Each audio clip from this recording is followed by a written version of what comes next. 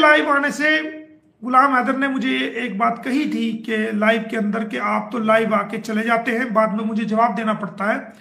ये भी एक कारण था कि मैंने लाइव आना इसलिए छोड़ दिया था कि अगर मेरे लाइव आने से गुलाम हैदर को दिक्कत होती है, परेशानी होती है, या उसको जवाबदेही करना पड़ता है, वो कह रहा था मुझे लोग पूछते हैं, ये करते हैं, वो करते हैं, तो इसलिए भी मैंने लाइव आना छोड़ दिया था कि अगर मेरे क्लाइंट को या मेरे किसी ऐसे जिसका मैं केस लड़ रहा हूं, मेरी वजह से उसको दिक्कत होती है या उसको जवाबदेही देनी पड़ती है, तो मैं लाइव आना बंद कर देता हूं। तो मैंने लाइव आना बंद कर दिया था। लेकिन जब आप सभी लोगों के बहुत सारों के कॉल्स आए, बहुत सारों के एसएमएस आए, बहुत सारे लोग मुझे पूछते हैं और मुझे मैसेज करते हैं कि सर नहीं प्लीज ऐसा ना करो, तो मुझे मजबूरन आज लाइव आना पड़ा, वरना तो मेरा अब भी कोई इरादा नहीं था कि मैं इस बारे में लाइव आऊं। दूसरी, मैं आपको स्पष्ट कर देना चाहता हूं कि मैंने गुलाम हैदर के जितने भी केस डाल रखे हैं वो सब ऐसे के ऐसे चल रहे हैं। उन पे तारीखें हम अटेंड करते हैं, उन पे तारीखें लगी हुई है, हर तारीख पे हमारा लीगल काम उसके अंदर हम पूरा करते हैं और उसको हम सिरे से अंजाम देके रहेंगे। और जैसे ही गुलाम हैदर भारत में आएगा उसके 4 बच्चे हम दिलवाएंगे। अगर किसी वजह से भारत में गुलाम हैदर नहीं आ पाता है तो मैं स्वयं जाकर के उसको, गुलाम हैदर को अपने भारतीय दूतावास में जाकर के उसको वीजा लगवा करके अपनी गारंटी पर, अपनी जिम्मेदारी पर उसको मैं भारत लेके आऊंगा और उसके बच्चों से उसकी मुलाकात भी कराऊंगा, उसके बच्चे को भी दिलवाऊंगा, जैसा कि मैंने आपको पहले भी कहा है।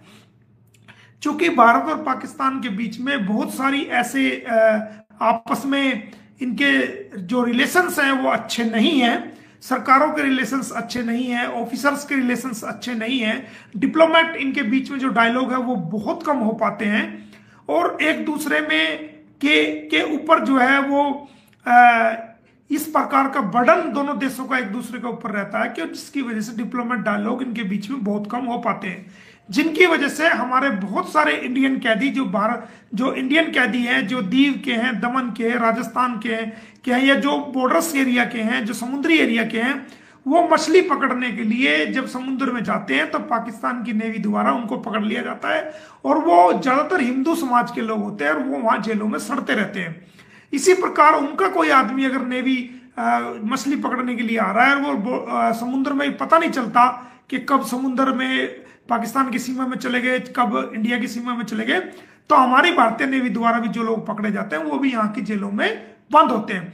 जो कुछ लोग बॉर्डर क्रॉस करके चले जाते हैं, गलती से चले जाएं या जानबूझ के चले जाएं या कुछ भी कारण हो जिनका, वो अगर बॉर्डर क्रॉस करके भारत में आ जाए। अभी पिछले दिनों एक पाकिस्तान का एक बच्चा, कोहली बच्चा, वो बाड़मेर की सीमा से वो पाकिस्तान के बॉर्डर पे एक गांव था, वहां पर वो अपनी उसकी जो महिला मित्र थी उससे मिलने के लिए गया था।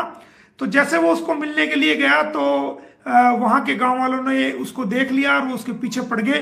तो वो जान बचाने के लिए वहां से भागता भागता किसी तरीके से इंडियन के रेत से होता हुआ, रेगिस्तान से होता भारत की सीमाओं में प्रवेश कर गया। और बाड़मेर पुलिस ने उसको, जब उसको पता चला, उसने पूछा कि मैं कहां पर हूं, उसको बताया गया कि ये भारत है और आप भारत के गांव में हैं।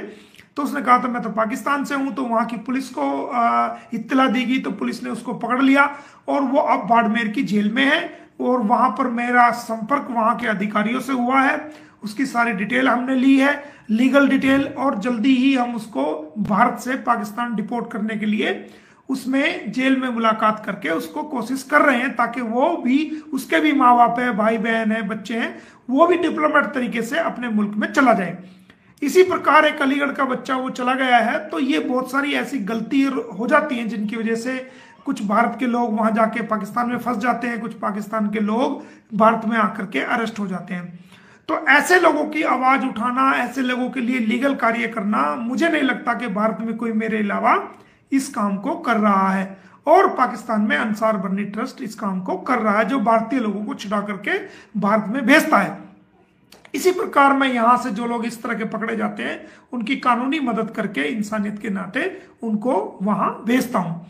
तो मेरा लाइव ना आने की वजह एक तो ये थी कि बहुत ज्यादा हमारे भारत की बहन बेटियों को गालियां दी जा रही थी, हमारे भारत के बारे में, गौ माता के बारे में, और बहुत सारी ऐसी गंद फैलाया जा रहा था जिसकी वजह से मुझे अच्छा नहीं लगा और मैंने फिर जो है इसको ब्रेक दिया। और दूसरे इसके अलावा एक कारण यह भी था कि गुलाम हैदर को मेरा लाइव आना शायद पसंद नहीं था। जो उसने ये बात कही कि आप लाइव आ जाते हो और हमें जवाब देना पड़ता है, तो मैंने समझा कि मैं इस मुद्दे पर बात ही नहीं करूंगा, ना मैं इस मुद्दे पर बात करूंगा और ना ही आपको जवाब देना पड़ेगा। उसका ये भी एक कारण था। हालांकि मैंने उसके लीगल काम सभी कर रखे हैं, उसके वीजा की जितनी रिकमेंडेशंस थी वो सारी पूरी की हुई है। वो भारत में आएगा तो मेरे पास ही रुकेगा, उसका सब इंतजाम मैंने किया हुआ है और हर तरीके से उसको कोई दिक्कत और परेशानी नहीं होगी। और अगर उसको आने में दिक्कत होती है तो मैं खुद जा करके उसको लेके आऊंगा, जो मैं अपना काम सबको बोला है वो मैं करके रहूंगा। ये दो काम थे और कोई इसकी वजह नहीं थी। बार बार आप मेरे से पूछ रहे थे फोन करके भी कि आप क्यों नहीं आते। देखिए मैं कोई यूट्यूब तो मैं क्या मुझे मेरे पे एलिगेशंस लगे आप यूट्यूब चला रहे हैं चल रहे हैं। देखो मेरा यूट्यूब चलाने का जो मकसद था वो कोई ऐसा नहीं था जो मेरे पीए द्वारा मैनेज किया गया। वो सिर्फ उसका मकसद यही है कि इस केस की सही जानकारी आप तक मिले कानूनी रूप से, ताकि आपको लोग गुमराह ना कर सके, कोई गलत बात ना चला सके और किसी प्रकार की आपको गुमराही ना हो। जो बात जितनी सच है उतनी बात आप लोगों तक पहुंचे, मिर्च मसाला लगा करके कोई बात आप तक ना पहुंचे। आप मेरे को बताइए कि जब से मैंने लाइव आना बंद किया है, जब से लेकर आज तक, क्या कोई सच्ची अपडेट इस केस के बारे में किसी ने आपको दी है? आप मुझे कमेंट करके बताओ। आप मुझे कमेंट करके बताओ कि क्या इस केस के बारे में आपको किसी ने सच्ची अपडेट दी है? बताओ। नहीं दी ना? आप सभी कह रहे हो कि नहीं दी। तो इसका जो मकसद था वो, हाँ आप सभी लोग कह रहे हैं कि हाँ नहीं दी। तो इसका जो मकसद था वो सिर्फ यही था, ये जो चैनल बना है ये Momin Malik manage advocate manage by the PA, ये जो चैनल बना था वो मेरे लिए नहीं बना था।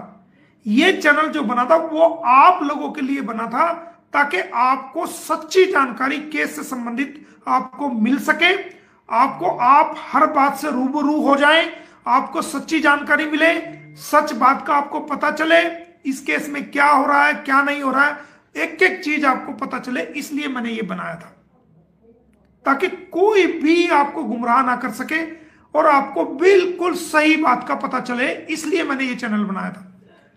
आज तक मुझे मेरे ख्याल से 2-3 महीने हो गए होंगे शायद लाइव आए, तो कोई भी बात आप तक सही नहीं पहुंची आज तक।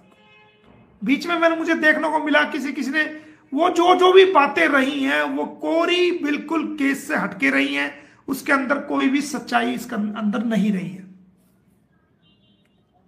लेकिन जब आप सभी के कॉल्स बहुत ज्यादा आए, मैसेज बहुत ज्यादा आए, तो फिर मैंने ये डिसाइड किया कि गुलाम हैदर की बातों पे जाकर के हम इतने, पूरी दुनिया के लोग जो हमसे उम्मीद लगाए बैठे हैं, पूरी दुनिया के लोग जो हमसे उम्मीद रखते हैं, हमसे अपेक्षा रखते हैं, हमसे प्यार करते हैं, हमें मानते हैं और हमें सुनना चाहते हैं, हम सिर्फ गुलाम हैदर के लिए उन लोगों को क्यों महरूम करें। इसलिए ये सोच करके जो लोगों के फोन आए थे, हमने दोबारा से जो ना ये निर्णय लिया है कि आपको अब हम सभी केसेस की जानकारी दिया करेंगे। केस में क्या हो रहा है, क्या चल रहा है, कैसे हो रहा है, वो सभी केसेस की जानकारी आपको दिया करेंगे। किसी को बुरा लगे या अच्छा लगे उस चीज को अब हम नहीं देखेंगे और आपको सबको जानकारी हम दिया करेंगे। रही बात गुलाम हैदर के बच्चों की, तो मैं आपसे वादा कर रखा हूं, ऑर्डर मैंने कराए हुए, मैंने पहले भी आपको कहा था, बहुत दिन पहले मैंने गुलाम हैदर के बच्चों के ऑर्डर करवा के रखे हुए हैं।